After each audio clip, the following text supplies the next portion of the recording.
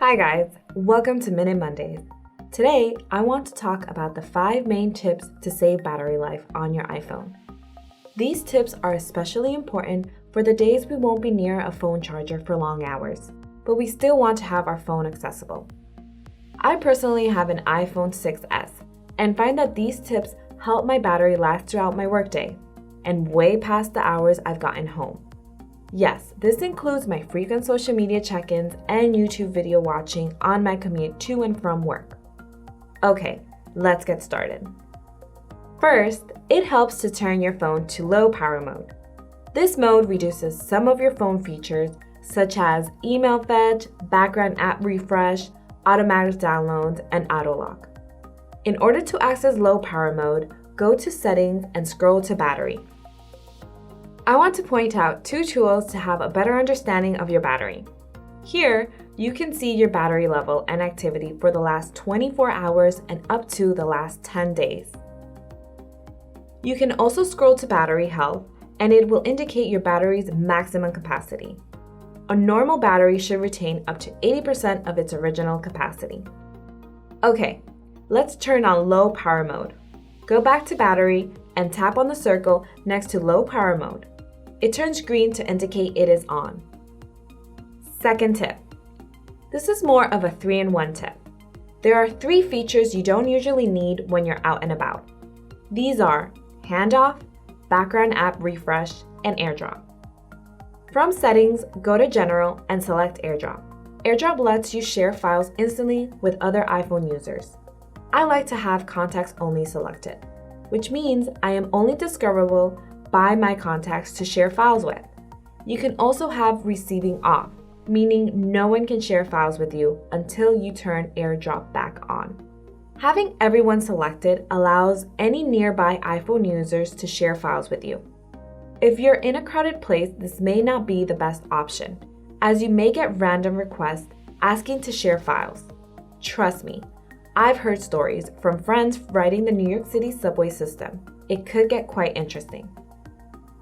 Go back to General and select Handoff. Handoff allows you to transfer tasks to other iOS devices using your iCloud. For example, if you're on a web page using Safari and have Handoff on, your iPhone will continue to look for other devices to pass on that task. So you could go to your iPad and pick up where you left off. You can go ahead and turn this off by tapping on the circle. Again, go back to General and select Background App Refresh.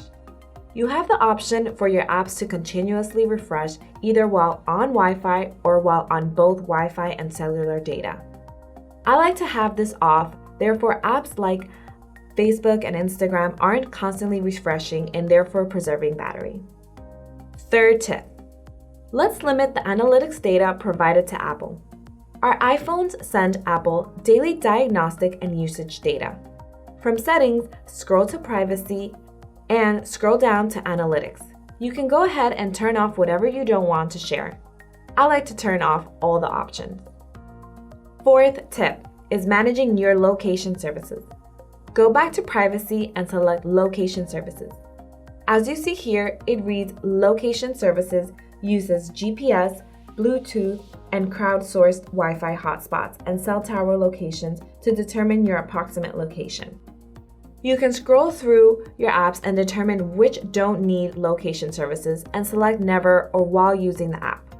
There are some apps that give you the option to select Always.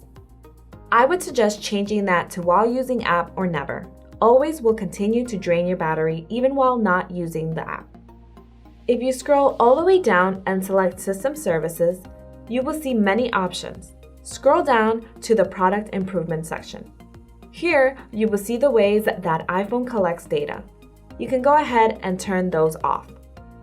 Routing and traffic should be turned off, especially if you don't use Apple Maps and use Google Maps or Waves or something else instead. Okay, let's move on to our 5th and final tip. It helps to fetch your emails manually. Therefore, your phone is not constantly checking for new emails and downloading them. Go to Settings and scroll to Passwords and Accounts. Push is what allows the phone to check and download in real time. Fetch checks for emails every 15 minutes or more. You can select how often you want your emails to be fetched. Or you can select manual and check your emails manually as you choose. I personally like the manual because it preserves battery the most for me. That's it. Hope it helps. By the way, if you're thinking to upgrade your phone, trade your old phone for cash at swapsmart.com. It's quick and easy. If you found this video helpful, please subscribe to our channel, like the video, or leave a comment. We'd love to hear from you. Thank you for watching. Until next time.